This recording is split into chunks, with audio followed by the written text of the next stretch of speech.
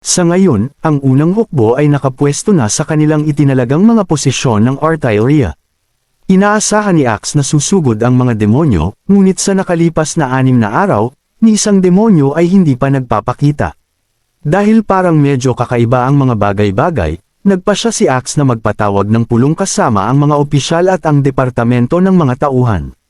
Sa pulong, tinanong ni Axe ang lahat kung ano ang kanilang mga naiisip. Naisip ni Agatha na talagang hindi karaniwan ito dahil ang tanging bagay na maaaring pumihil sa mga demonyo ay ang pulang hamog. Ngunit kinumpirma ni Sylvie na ang linya ng supply ng kaaway ay maayos, kaya hindi yun ang dapat na dahilan. Iminungkahi ni Ferlan ang dalawang posibilidad, alinman ay may problema sa panig ng mga demonyo, o nag-aalangan silang isugal ang paggamit ng kanilang mga scout. Pagkatapos ay itinanong ni Axe kung may nakarinig ng anumang bagay tungkol sa mga paggalaw malapit sa Tekira Ruins, na sinabi sa kanya na ang lugar ay masyadong malayo kaya ang sniper team ay inabandona na ang ideya ng pag-akit sa kaaway at pabalik na. Bigla, nagsalita si Edith. Naniniwala siya na hindi nila kailangang mag-aksaya ng oras sa paghula sa mga plano ng demonyo. Dahil walang mga hadlang sa lupa o sa ilalim ng lupa, maaari lamang nilang ilabas ang mga kanya ng fortress at patagin ang mga outpost ng demonyo. Sumang-ayon si Axe sa kanyang plano. Kailangan lang nilang maghintay na mag-regroup ang lahat, at ang opisyal na pag-atake ay itinakda sa susunod na araw. Kinabukasan, umakyat si Ferlan sa tuktok ng isang burol upang masuri ang masiglang ngunit maayos na mga paghahanda. Kinakalibrate ng mga sundalo ang mga kanyan at pinakikintab ang kanilang mga armas. Naalala niya ang kanyang unang araw sa larangan ng digmaan maraming taon na ang nakalipas. Sa kanyang likuran, isang pamilyar na boses ang pumutol sa kanyang mga iniisip, na nagtatanong kung nalaman na niya ang sagot sa partikular na tanong na nasa kanyang isip. Tumawa si Ferlan at sinabi na sa mga sandatang ito at mga sundalo, halos walang sinuman sa kontinente ang maaaring umamon kay Haring Roland ngayon. Ngunit ang ikinadismaya niya ay ang utos ng hari na nagbabawal sa mga maharlika na sumali sa mga unit ng labanan. Inamin ni Ferlan na mas gusto niyang lumaban ng katabi ang mga tropa kaysa umupo sa likod buong araw. Umiling ang kanyang ama, si Sir Eltec, at sinabi sa kanya na ang panahon ng personal na katapangan at pagkakabalyero ay matagal nang natapos. Naniniwala siya na ang departamento ng mga tauhan ang tunay na kinabibilangan ni Ferlan. Sa oras na iyon, halos papalubog na ang araw, at malapit nang magsimula ang labanan. Nagpasya ang dalawa na bumalik sa kampo. Nang gabi na, tiningnan ni Vayner ang kanyang relo sa posisyon ng Artilleria at ibinigay ang utos na pagputok. Isang nakakabinging boom ang sumunod ng ang shell ay inilunsad mula sa kanya ng fortress. Sa malayo, ang mga pagsabog ay nagbigay liwanag sa madilim na abot-tanaw. Hindi malinaw na makita ng mga sundalo ang mga target, kaya paulit-ulit lang sila sa parehong mga hakbang. Pumagitna si Sylvie, na nagsasabi sa mga sundalo na ayusin ang anggulo ng kanya ng 5 degree at paputok tuwing 2 minuto. Ilang higit pang mga pagsabog ang lumipas, ang mga outpost ng mga demonyo ay tinamaan ng direkta. Alam nilang lahat na ang mga hayop ay hindi lalabas sa gabi, na nangangahulugan na ang mga demonyo ay mga nakaupo lamang. Habang ang mga gusali ay gumuguho isa-isa, alam ni Sylvie na oras na lamang bago gumuho ang buong lugar. Habang dahan daw ang sumisikat ang araw, iniutos ni Vayner sa lahat na itigil ang pagpaputok. Nakita natin ang isang butil ng malamig na pawis na damaloy sa pisngi ni Sylvie at may naramdaman siyang kakaiba. Magdamag na, nilang binobomba ang lugar, ngunit hindi niya nakita ang kahit isang demonyo. Posible kaya na matagal nang inabandona ng mga demonyo ang lugar na ito. Ngunit sa sandaling pumasok ang ideyang iyon sa kanyang isip, nagbago ang lahat.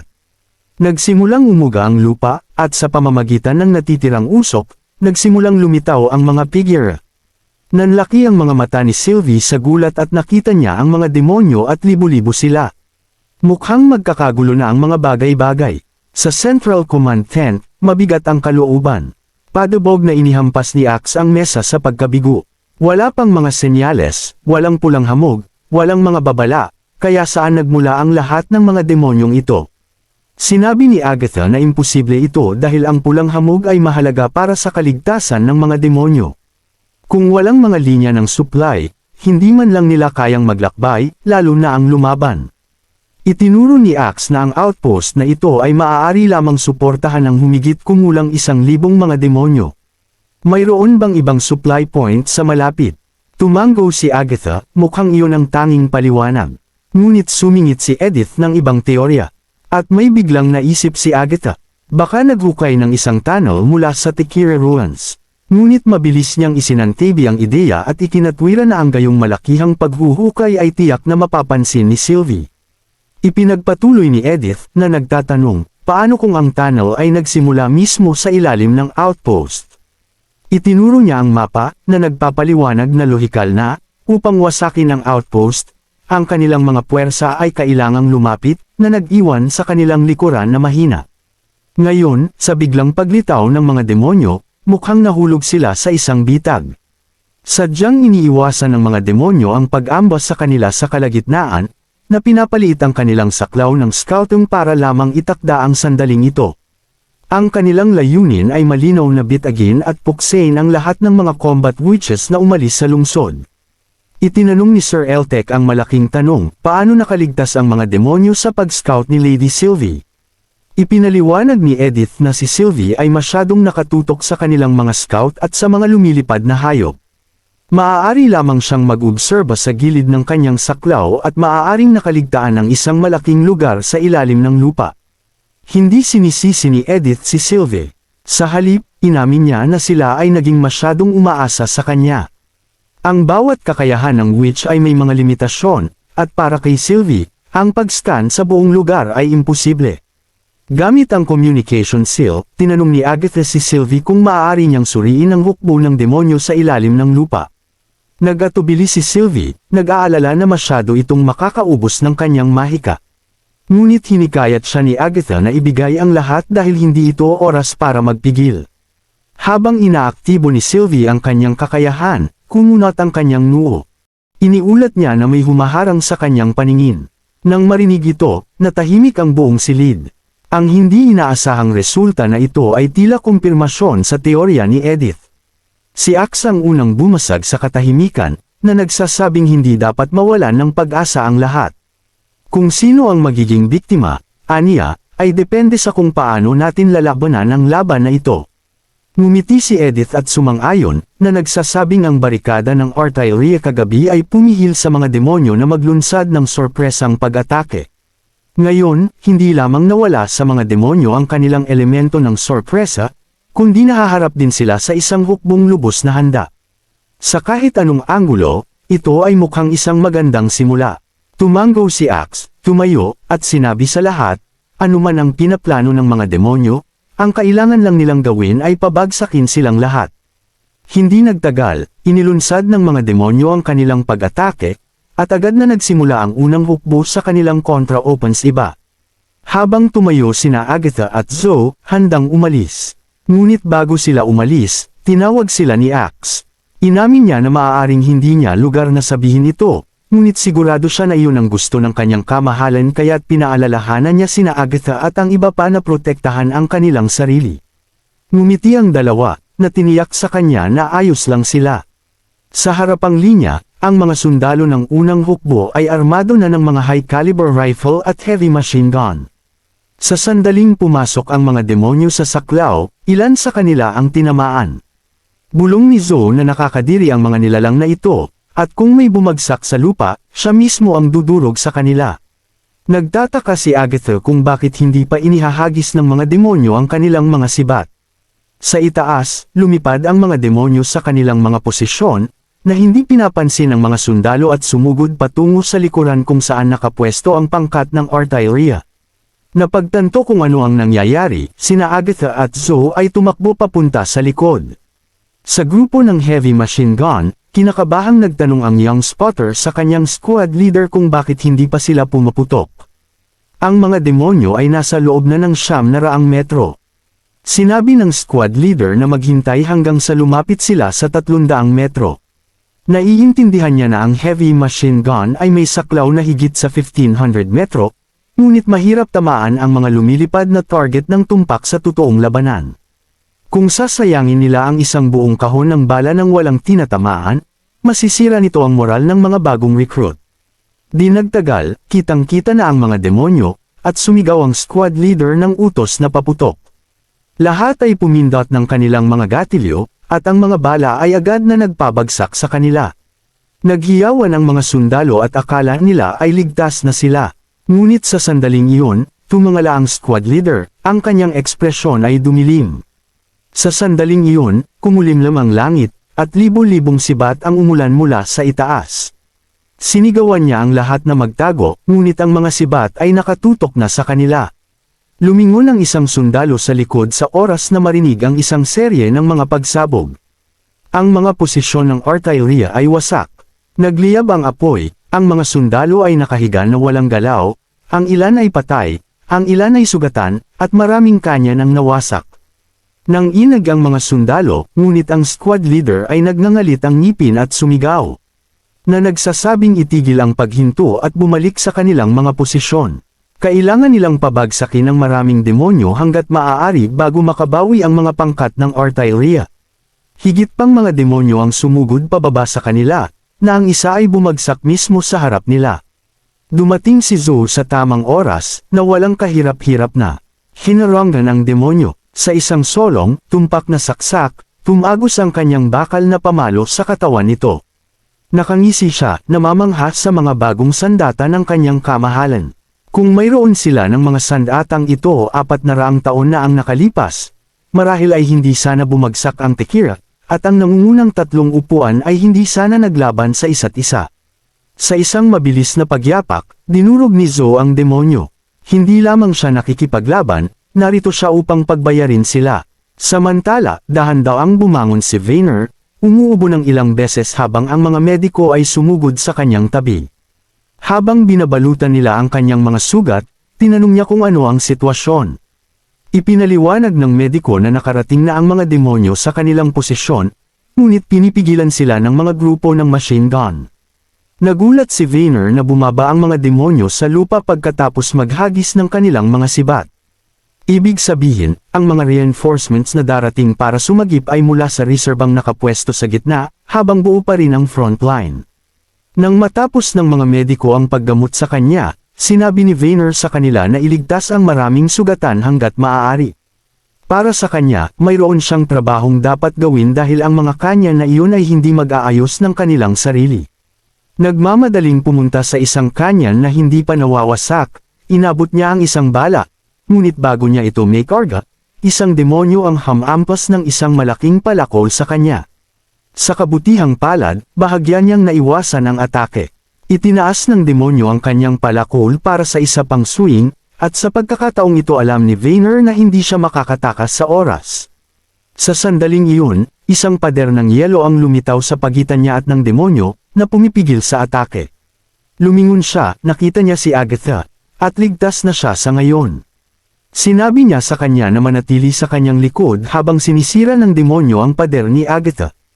Itinaas muli ng demonyo ang kanyang palakol, ngunit mabilis na kumilos si Agatha, na nagpaputok ng isang barrage ng mga piraso ng yelo na tumagos at nagyelo sa nilalang. Tumayo si Vayner at nagpasalamat sa kanya, ngunit pinutol siya ni Agatha, na nagbabala na paparating na ang pangalawang alon ng mga sibat. Lumingon siya at tinawag si Molly. Nagtataka, lumingon si Vayner at nakita si Molly na nakatayo na may isang malaking slime na nabubuo sa kanyang ulo. Ang slime ay nagpalawig ng mga saklaw, dahan-dahang hinihila ang mga sugatan sa loob ng proteksyon nitong hadlang. Sa sandaling iyon, inilunsad ng mga demonyo ang kanilang mga sibat. Pinigilan ni Agatha ang isa sa ere, muling iniligtas ang buhay ni Vayner. Iminungkahi niya na siya at ang kanyang mga tauhan ay umatras habang maaari pa. Ngunit hindi pa handang umalis si Vayner, gusto niyang pagbayarin ang mga demonyo. Pumunta sa isa pang kanyan, hinawakan ang firing rope, at hinayla ito ng malakas. Ang bala ay pumailan lang sa hangin, na tumama sa isa sa mga demonyo sa langit ng may tumpak na katumpakan. Ngumiti siya na nagsasabing ang mga mangkukulam ang pangunahing puwersa laban sa mga demonyo, ngunit ang mga mortal ay mayroon ding sariling mga paraan ng pakikipaglaban. Sa ngayon, ang buong lugar ay puno na ng mga durog na labi ng mga bangkay ng demonyo. Hindi mapigil ang mamangha ni Agatha kung gaano kahirap talunin ang mga Tekira Witch sa malapitan. Ang mga baril ng kanyang kamahalan ay parang cherry sa ibabaw ng cake, na nagpapalakas sa kanilang nakakagulat na kapangyarihan. Gayunpaman, tila mas gusto ng mga Tekira Witch ang mga tradisyonal na estilo ng pakikipaglaban, ang pagpatay sa mga demonyo gamit ang kanilang sariling mga kamay ay tila nagdadala sa kanila ng pakiramdam ng kapanatagan. Sa ngayon, karamihan sa mga demonyo ay napuksa na. Tinatansya ni Agatha na halos 70% ng mga lumilipad na hayop ang napatay, ngunit ang kaaway ay hindi pa rin umaatres. Hinala ni Zoe na naghahanda ang mga demonyo para sa isang huling, desperadong pag-atake. Sa pagtingala sa langit, naisip ni Zoe na tiyak na mayroong isang commander o marahil isang mataas na ranggong demonyo. Para sa kanila, ang hindi pagkamit ng kanilang layunin ay mas masahol pa kaysa kamatayan, mas gugustuhin nilang mamatay sa labanan. Tinanong ni Brice kung bakit hindi bumaba ang commander sa simula pa lang. Ipinaliwanag ni Zoe na naghihintay ito ng isang karapat-dapat na kalaban. Kung mayroong isang pambihirang mangkukulam sa kanilang panig, ang commander ay magpapakita. Napansin ni Agatha kung gaano kahusay na naiintindihan ni Zoe ang mga demonyo at naging curious tungkol sa kanyang nakaraan. Tinanong niya ang kanyang papel noon sa Federation. Lumabas na si Zoe ay dating isa sa mga shadow guard ni Lady Natalia, na kilala sa Sacred Army bilang ang Crimson Lotus. Bago pa makapagtanong si Agatha, ang mga natitirang demonyo ay muling nagpangkat at sumugod muli. Sinabi ni Zoe sa lahat na tumutok sa pagprotekta sa mga mortal, siya na ang bahala sa mga kaaway na ito. Ngunit nang maghanda na siyang lumaban, ang boses ni Sylvia ay tumagos sa communication seal, na nagbabala sa kanila na mayroong maraming mga reaksyong mahika sa mga kaaway. Bigla, mas maraming mga demonyo ang sumulpot mula sa mga ulap, na gumagalaw ng napakabilis kaya ang ilan ay parang mga blurred images na lang. Ang kanilang target ay lumipat sa mga heavy machine gun team. Sinubukan ng mga sundalo na umatras pagkatapos matanggap ang babala, ngunit huli na ang lahat. Ang lupa ay umalag ng violently nang lumapag ang isang malaking nilalang na may kulog na impact. Mula sa bibig nito ay lumitaw ang isang demonyo na nakasuot ng itim na baluti. Nanlaki ang mga mata ni Agatha sa gulat habang nakatingin dito. At nagtaka siya kung ano ba itong bagay na ito, ngunit ang halimaw ay hindi gaanong problema, ginamit niya ang kanyang kakayahan at mabilis itong inalis. Si Zoe at isa pang Tekira Witch ay sumugod. Para protektahan siya, umungal ang mataas na ranggong demonyo. Ang kanyang mahika ay nabuo sa isang sandata na pumutol sa isang kalapit na kanya na parang papel. Ang bakal na bar aisles ay nahati sa dalawa, ang mga gilid ay kumikinang na parang napaso ng matinding init. Sa halip na matakot, ngumisi si Zoe at nagsimulang kutsain ang demonyo. Natinutokso ito sa pamamagitan ng pagsasabi na ang mga mortal ay tinalo na sila. Ibinabaling ng demonyo ang kanyang galit na tingin sa kanya, at si Zoe ay ngumisi lamang. Na nagsasabing oras na para maramdaman nito ang galit ng 400 taon ng pagdurusa. Ang susunod na atake ng demonyo ay hinarang ng pinagsamang pagsisikap ng mga Tekira Witch. Na bumuo ng isang God Punishment Field upang i-neutralize ang kanyang mahika. Ang sandata ng demonyo ay nadurage sa ilalim ng lakas, at ang mga kalapit na Tekira Witch ay itinutok ang kanilang mga ripple dito. Ang mga asol na magic barrier ay kumikislap habang tumatama ang bala, ngunit ang mga barrier ay hamina at nawala halos kaagad. Ang isa pang putok ng baril ay sumunod, na nagtulak sa demonyo na mapaatres. Ang kanyang tila hindi masisirang baluti ay natagusan at ito ay bumagsak sa lupa. Dahan-dahang lumapit si Zoe. Tinanong ni Agatha kung hindi niya tatapusin ang demonyo.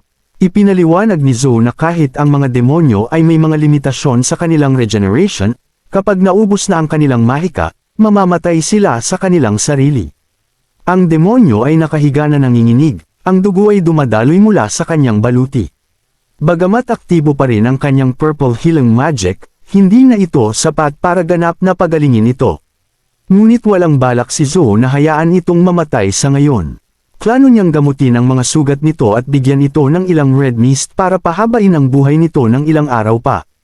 Nagulat si Agatha at tinanong kung ano ang plano ni Zoe. Inihayag ni Zoe ang kanyang intensyon na gamitin ni Camilla ang kanyang mga kakayahan upang kumonekta sa isip ng demonyo. Mapanganib ito, ngunit ang kaalaman sa utak ng isang mataas na ranggong commander ng demonyo ay sulit ang sugal. Inamin ni Agatha na sa panahon ng Tekira, ang gayong operasyon ay hindi posible. Ang isang oportunidad ay hindi mapapalampas ng pamunuan. Ngunit ngayon, sa ilalim ng pamumuno ni Roland at kasama si Tilly sa kanyang panig, walang sinuman ang pipilitin ng isang mangkukulam na kumuha ng gayong panganib maliban kung siya ay magboluntaryo. Bigla, isang malakas na pagsabog ang tumunog sa malayo. Para malaman kung ano ang nangyayari, kailangan nating bumalik ng ilang minuto. Sa likod ng mga linya, nakita ni Sylvie ang isang malaking kumpol ng mga reaksyong mahika. Agad siyang nag-alarma, na nakita ang isang bagay na mukhang katulad ng isa sa mga imbensyon ng kanyang kamahalan. Nang walang pag-aalinlangan, inutusan niya ang mga sundalo na itutok ang kanilang putok sa mga paa nito. Sa ilalim ng mabigat na putok, nagawa nilang pabagsakin ang ilang mga demonyo, ngunit ang mahiwagang parang makina na bagay ay nanatiling hindi nasaktan. Mas maraming mga demonyo ang lumipad habang patuloy na itinuturo ni Sylvie sa mga sundalo ang ita-target. Sa wakas, nagtagumpay sila sa pagputol ng isa sa mga paa nito. Ngunit wala pa rin siyang ideya kung ano ang sinusubukan gawin ng mga demonyo. Bigla, huminto ang mga kakaibang nilalang. Mula sa kanilang mga katawan, sumibol ang mga haligi, at sa sumunod na segundo, ang mga haliging ito ay inilunsad ng may napakalaking lakas. Mabilis na iniutos ni Sylvie kay Shabby na ipakalat ang kanyang kalasag. Ang mga haligi ay bumagsak ng malakas sa kalasag, at ang isa ay nakalusot pa rito. Sa pamamagitan ng communication seal, narinig ang boses ni Agatha, na nagtatanong tungkol sa sitwasyon. Si Sylvie, na halatang nababalisa, ay nagpaliwanag na sila ay nakikipaglaban sa isang uri ng halimaw na hindi pa nila nakatagpo dati at desperadong nangangailangan ng suporta mula sa mga kanya ng fortress. Naglunsad ang kaaway ng isa pang atake, at habang napansin ni Sylvie na mas mabagal ang kanilang oras ng pag-reload kaysa sa mga kanyan, sila pa rin ay nagdusa ng matinding casualty. Ang hindi alam ni Sylvie ay ang mga unit ng kanyan sa likod ay nakaranas ng matinding tama. Mabilis na hiniling ni Agatha kay Vayner na makipag-usap kay Sylvie. Sinabi ni Vayner sa kanya na habang karamihan sa kanilang mga kanyan ay nawasak, ang isa ay gumagana pa at nagsusumikap silang ayusin ang iba. Kailangan niya ng mga parameter ng pagbaril upang makapagbigay ng suporta. Agad na tiningnan ni Sylvie ang kanyang compass at inihatid ang anggulo at distansya. Inulit ni Vayner ang impormasyon upang kumpirmahin, pagkatapos ay iniutos sa mga tauhan ng kanya na pumutok. Ilang sandali lang ang lumipas, isang bala ang tumama sa isa sa mga nilalang. Bago pa makapagdiwang si Sylvie, mabilis niyang iniulat ang mga parameter ng susunod na target. Mabilis na nag-reload ang pangkat ng artillery at, kahit na mula sa 2 kilometro ang layo, ay tumama muli ng direkta. Ngunit pagkatapos, ilang mga demonyo ang lumitaw mula sa likod ng mga nilalang, na ginagamit ang mga ito bilang takip upang sumugod. Sa kabutihang palad, ang unang hukbo ay may barbed wire, at ang mga squad ng machine gun ay agad na tumugon. Sa ilalim ng barrage ng mga bala, ang mga demonyo ay napatay sa loob lamang ng ilang segundo. Nang wala ang takip ng mga nilalang, ang takbo ng labanan ay ganap na bumaliktad. Hindi man lang makapagtapon ng kanilang mga sibat ang mga demonyo. Bago mapatay ng putok ng baril, di nagtagal, nagsimulang umatras ang mga natitirang demonyo. Patuloy na pumuputok ang mga machine gunner, at sa sandaling iyon, ilang higit pang mga unit ng artillery ang sumali sa labanan. Ibinigay ni Sylvie ang huling hanay ng mga coordinate, at nagawa nilang wasakin ang iba pang mga nilalang. Naghiyawan ang mga sundalo nang matapos ang labanan. Mabilis silang nagsimulang linisin ang larangan ng digmaan, nagtitipon ng mga tumpok ng mga bangkay ng demonyo at sinunog ang mga ito habang kinukuha ang lahat ng mga magic stone. Ipinakita ng huling bilang na higit sa 6,000 mga demonyo ang napatay. Ang kalahati sa kanila ay napatay ng artillery at mga machine gun. Habang ang iba ay namatay dahil sa kakulangan ng pulang hamog. Si Sylvie, na halatang tuwang-tuwa ay idineklara ang labanan na isang napakalaking tagumpay. Sa wakas ay nakahinga ng maluwag ang lahat. Pagkatapos ng 400 taon, muli silang tumapak sa nakalimutang lupaing ito, at sa pagkakataong ito, ang sangkatauhan ang nagtagumpay laban sa mga demonyo. Sa sandaling iyon, kausap ni Roland ang nasa front line. Ang labanan ay nagbunga ng mga hindi kapani-paniwalang resulta, hindi lamang nila naalis ang libo-libong mga demonyo, kundi natuklasan din nila ang higit sa 100 mga siege beast na binago sa mga sasakyang pangtransportasyon. Naalala ni Roland na ang mga nilalang na ito ay maaari ding gamitin ng mga witch. Kinumpirma ito ni Zoe na nagpaliwanag na ang mga hayop ay pinapagana ng mga magic stone at maaaring mapatakbo sa kaunting pagsasanay. Bagamat mabagal sila, maaari silang magdala ng mabibigat na karga. Nag-isip si Roland sandali at nagpasyang perpekto sila para sa departamento ng konstruksyon. Ang mga engineering team ay desperadong nangangailangan ng mga sasakyang pangtransportasyon, at ang mabagal na bilis ay talagang magiging isang kalamangan sa lungsod. Sa paglipat ng usapan, itinanong ni Roland kung paano nakalusot ang mga demonyo sa pagkakita ni Sylvie. Ipinaliwanag ni Agatha na natuklasan nila ang isang underground tunnel sa labasan ng outpost, na humahantong sa isang kuweba na 2 kilometro ang layo. Sa loob ng kuweba na iyon, natagpuan nila ang isang napakalaking judgment stone na haligi. Sa katunayan, naniniwala siya na ito ang tunay na outpost ng mga demonyo. Nang marinig ito, si Roland ay gulat na gulat. Hindi pa naririnig ang isang judgment stone na sapat na malaki upang masakop ang buong kampo. Inilarawan ito ni Agatha bilang halos 5 metro ang lapad at 10 metro ang taas, na may makinis at pinakintab na ibabaw. Kahit sa rurok ng panahon ng Federation, ang gayong kalaking haligi ng bato ay hindi pa nakikita. Naunawaan ni Roland ang napakalaking kahirapan sa paggawa ng gayong haligi. Naalala niya ang mismong bato sa base ng minahan ng North Slope noon. Kahit ang isang putok mula sa rifle ay mag-iiwan lamang ng mga bahagyang marka sa kanilang ibabaw. Ang tanging paraan upang kunin at hubugin ang mga ito ay ang dahan-daang pag-erode sa kanila gamit ang magic blood, na sinusundan ng masusing pagputol at pagpapakintab. Gayunpaman, ang pag-iisip nito ay nag-iwan kay Roland ng alalahanin. Kung ang mga demonyo ay nakabuo ng mga bagong diskarte sa pagproseso o nakakuha ng mas malalim na kaalaman sa mahika, nangangahulugan ito na ang ikatlong digmaang banal ay maaaring maging mas mahirap kaysa sa kanyang inaasahan. Ayaw itong aminin ni Zoe, ngunit malinaw na ang mga demonyo ay umuunlad ng mas mabilis kaysa sa kanila.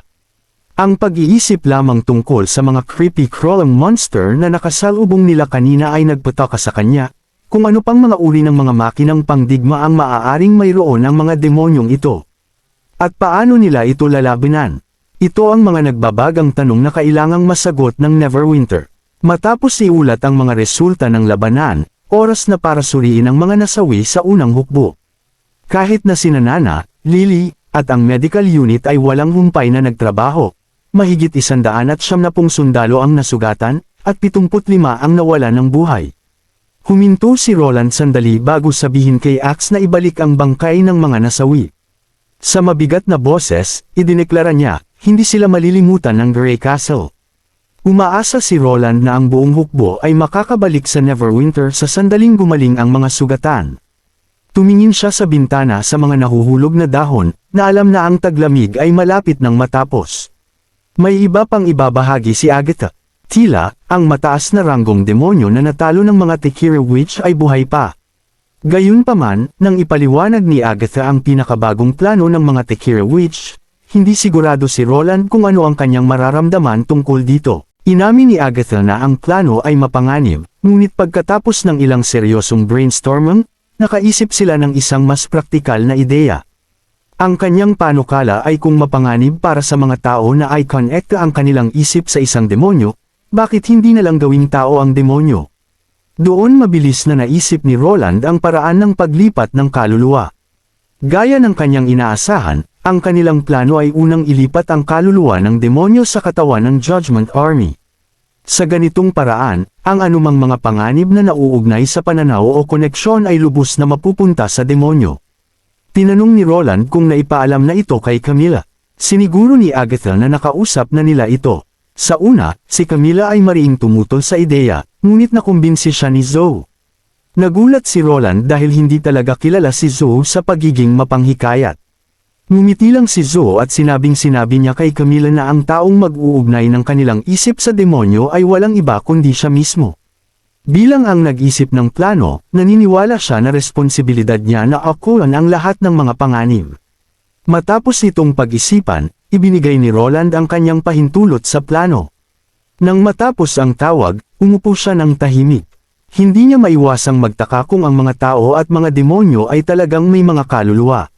Kung wala sila, paano basta-basta nagpapalit ng katawan ng mga Tekir Witch sa mga nakalipas na taon? At kung mayroon sila, bakit hindi maaaring umiral ang isang kaluluwa ng mag-isa, hiwalay sa isang katawan? Kung tutuusin, kung madaling alisin o ilipat ang mga kaluluwa, hindi ba nangangahulugan iyon na maaabot na ang immortalidad? Pagkatapos ay ang mundo ng panaginip, paano nga ba iyon gumagana? At paano naman ang mga tala ng underground civilization na nagsasalita tungkol sa isang sinag ng ilaw na humahantong sa banal na kalooban? Nakatingin sa bintana, napagtanto ni Roland na sa pamamagitan lamang ng pag-unawa sa tunay na katangian ng mahika at ng banal na digmaan malulutas ang mga misteryong ito. Sa mga sumunod na araw, ang mga pangunahing proyektong pang-industriya ng Neverwinter ay nakagawa ng ilang hindi kapani-paniwalang pag-unlad. Natapos na nitili ang flight manual, at ang bagong henerasyon ng mga glider ay inililipat na. Pinaalalahanan pa niya si Roland na siguraduhing maganda ang disenyo.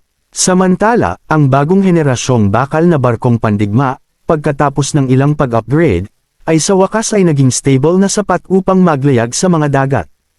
Ang Mage Tower na itinayo para kay Agatha ay tapos na rin. Pagkalipas ng isang buwan at kalahati, sa wakas ay bumalik na ang unang hukbo sa Neverwinter. Ang mga bayan ay bumuo ng mga grupo at lumabas upang salubungin sila.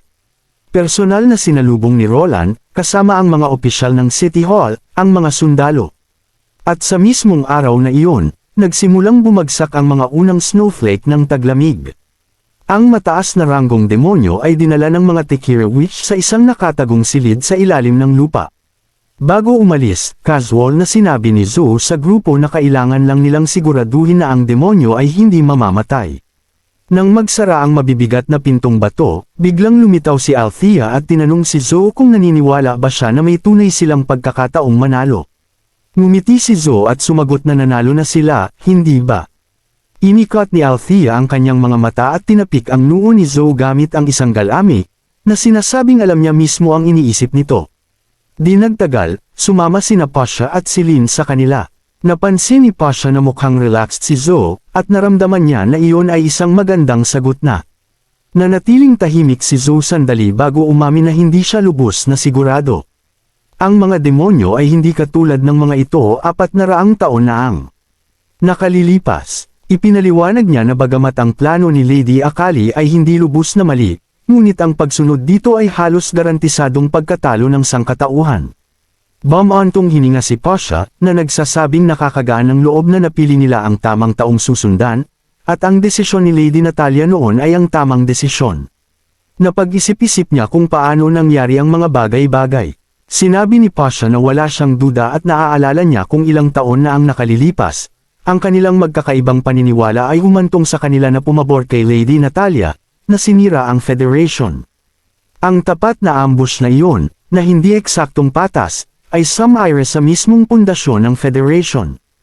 Kahit ngayon, nakikita pa rin niya ang kanilang mga dating kasamahan, na namatay na naniniwalang nakagawa sila ng maling pagpili at sila ang sumire sa pinakamagandang pagkakataon ng mga witch na mabuhay. Nagsimulang umiyak si Celine, na umamin na kahit pagkatapos ng 400 taon, natatakot pa rin siya na baka nagkamali siya. Lumapit si Zoe at inalo siya na nagsasabing bagamat hindi sila sigurado kung sino ang sa huli ay mananalo, mayroong ilang pag-asa ngayon.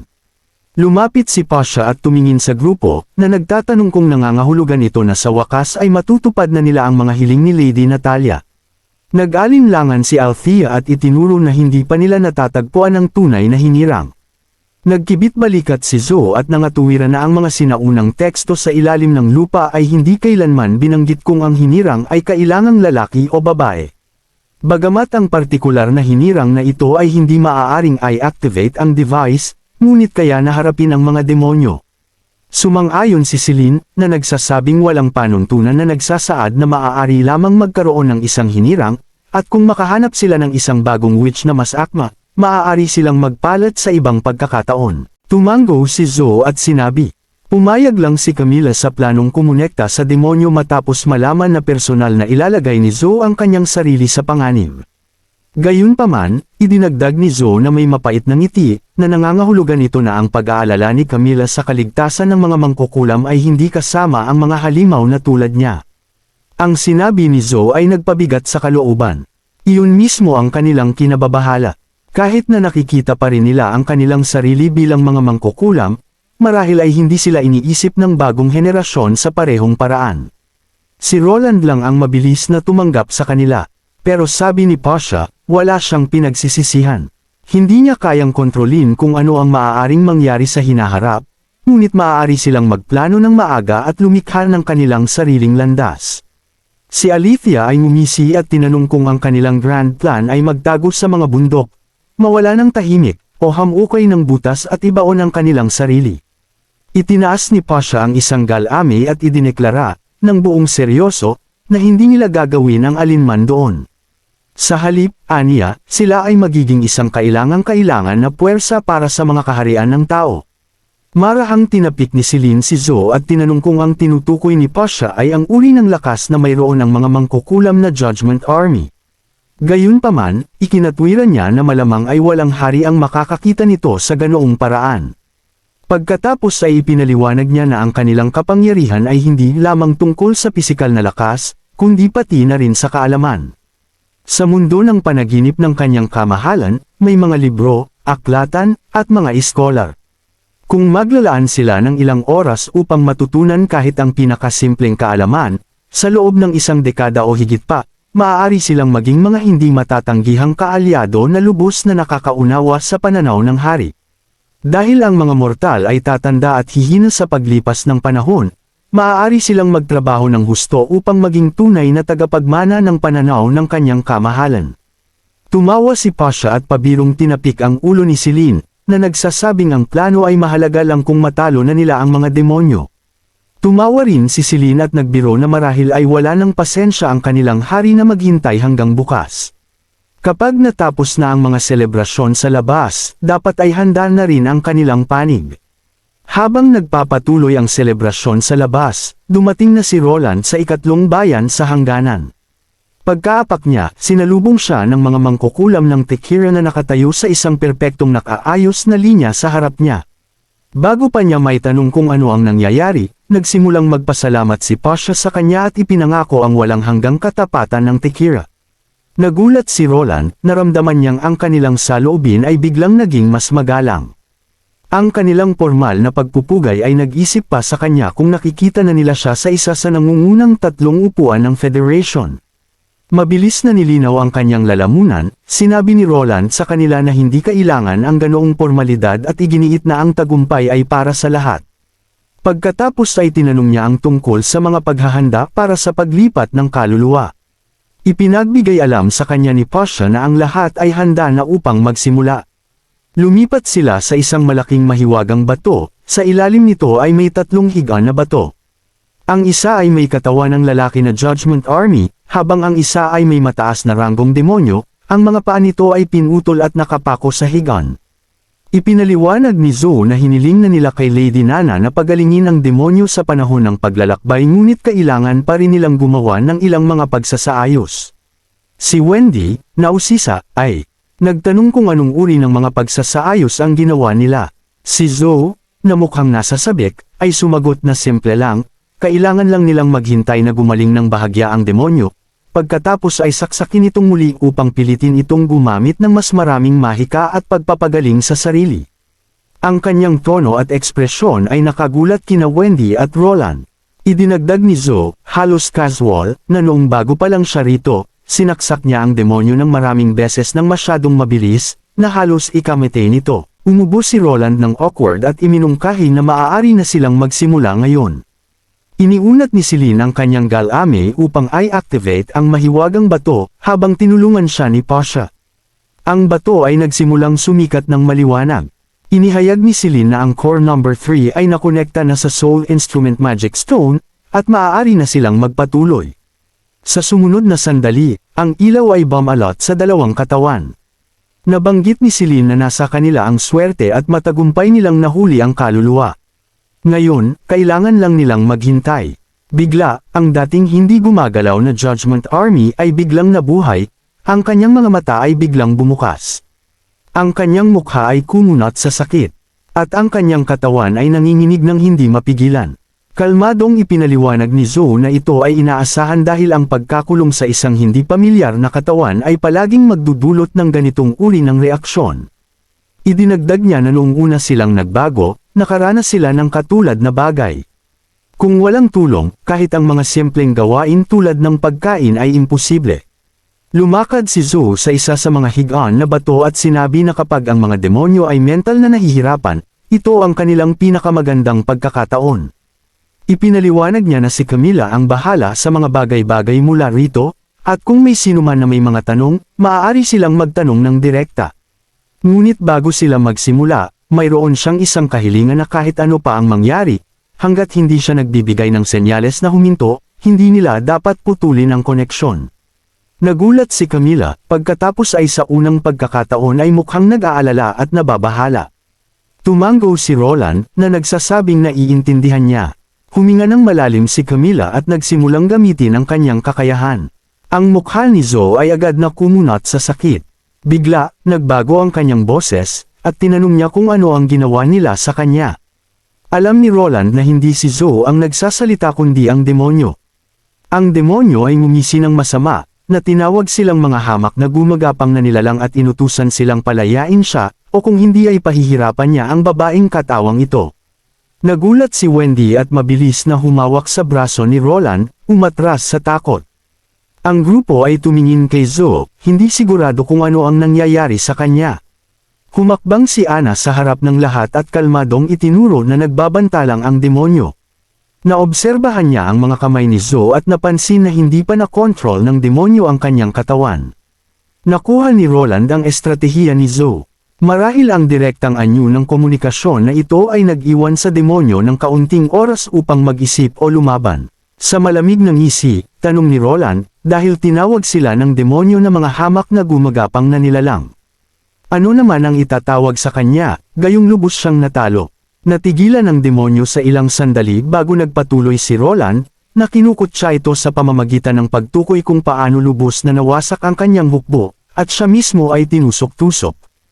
Idinagdag niya na libo-libong demonyo ang ginawa nilang abo. Itinuro ang demonyo, itinanong niya kung sino ngayon ang tunay na hamak na uri. Paulit-ulit na umiling ang demonyo, ayaw maniwala. Sa gulat na boses, bamulong ito na maliban kung si Roland ay nakakuha ng isang legacy fragment at itinaas ang kanyang lahi, imposible ito. Ipinagpalagay niya kung ang kanilang mga sandata ay nilikha gamit ang kaalaman mula sa ganoong fragment. Mabilis na naging interesado si Roland sa termino at hiniling na malaman kung ano ang mga legacy fragment. Hindi siya pinansin ng demonyo, na bumubulong na hindi ito makatwiran. Sinabi niya na ang mga tao ay mga insekto lamang na hindi kailanman nakatapak sa kaharian ng Sky Sea. Paano nila nakuha ang isang legacy fragment? Ngunit kung hindi iyon ang kaso, bakit sila nabigo ng labis? Lumalakas ang kanyang boses, na tinatawag itong lahat na kasinungalingan. Idineklara niya na siya, si Cabra Tabay, ay hindi kailanman ito tatanggapin.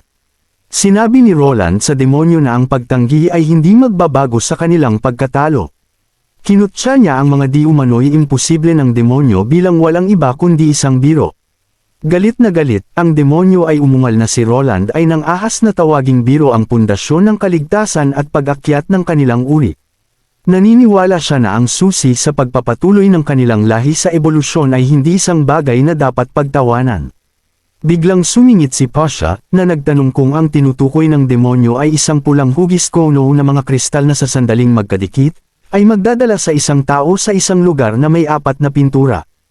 Idinagdag ni Tilly na parang ang tinutukoy ng demonyo ay mga banal na relikya. Humalaklak ang demonyo, na minamaliit ang kanilang tinatawag na mga banal na relikya at sinabing wala itong kinalaman sa kanya. Ipinaliwanag niya na ang pagkonsumo ng mga piraso ay magpapataas sa kanilang uri habang ang pagkawalan nito ay magiging dahilan para sila ay maging biktima ng iba. Ngunit tinanong din ng demonyo kung paano nila nakuha ang piraso. Napagtanto ni Roland na malamang na naisip ng demonyo na imposible nilang makuha ang relikya dahil para makakuha ng relikya, kailangan wasakin ng isang lahi ang isa pa, at noong unang banal na digmaan, Ang mga tao ay masyadong abala sa pakikipaglaban sa mga demonyo kaya walang pagkakataon para sa kanila na wasakin ang ibang sibilisasyon sa panahong ito. Ngunit kasabay nito, tila ang mga relikyang ito ang nagdidikta sa kaligtasan at pag-unlad ng buong mga sibilisasyon, kaya nangangahulugan din ito na ang banal na digmaan ay isang walang katapusang, brutal na kompetisyon na walang pag-asa para sa kapayapaan. Tinanong niya kung ito ba ay bahagi ng disenyo ng mga Diyos, kaya't tinawag din nila itong banal na digmaan. Ang demonyo ay tumawa, biglang naging mas kalmado, at sumagot na ang digmaan ay walang kinalaman sa mga Diyos. Ito ay tungkol sa mga uri mismo. Ang huling sasampa ay magbubukas ng daan patungo sa pinagmumula ng mahika at makakakuha ng walang limitasyong kapangyarihan. Naniniwala sila sa harap ng kapangyarihang iyon. Sila mismo ang magiging banal na kalooban. Idinagdag niya na wala itong kahalagahan para sa mga mababang nilalang tulad ng mga tao, na itinadhana para sa pagkawasak. Sinubukan ni Roland na magtanong pa, ngunit may naramdaman siyang mali. Bigla niyang tinawag ang pangalan ni Zoe, narinig niya ang demonyo na tumawa ng parang baliw. Inihayag ng demonyo na hindi na sila maririnig ng babae at tinuya ang kanilang paggamit ng mahika laban sa kanya, na tinawag itong pagpapakamatay. Inamin niya na hindi niya makontrol ang katawan, ngunit hindi ito nangangahulugan na hindi siya makakagamit ng mahika. Si Roland ay tumingin kay Camilla, na mukhang balisa rin. Ang demonyo ay ngumisi, na nagsasabing huli na ang lahat, at sinabi sa kanila na magpaalam sa babae. Makalipas ang ilang sandali, tumahimik ang lahat. Si Camilla, na natataranta, ay nag-anunsyo na ang parehong kaluluwa ay nawala. Ang lahat ay nagyelo. Ang kaluluwa ba sa katawan ni Zoe ay kanya pa rin. Mabilis na tumugon si Althea, na mahigpit na ibinalot ang kanyang mga galami kay Zoe upang maiwasan ang anumang biglaang pag-atake. Tinanong ni Roland kay Camilla kung talagang inilipat ang kaluluwa ng demonyo sa katawan ni Zoe. Inamin ni Camilla na ngayon pa lang siya nakatagpo ng ganitong sitwasyon ngunit ipinagpalagay na posible ito. Tinanong ni Tilly kung may paraan para kumpirmahin ito. Si Althea, na nakabawi ng composure, ay nagsabi na ang tanging paraan ay kung muling magsalita ang demonyo. Ngunit sa ngayon, kailangan nilang maghanda para sa pinakamasama. Pagkatapos ng ilang sandali ng katahimikan, biglang naisip ni Roland ang isang ideya.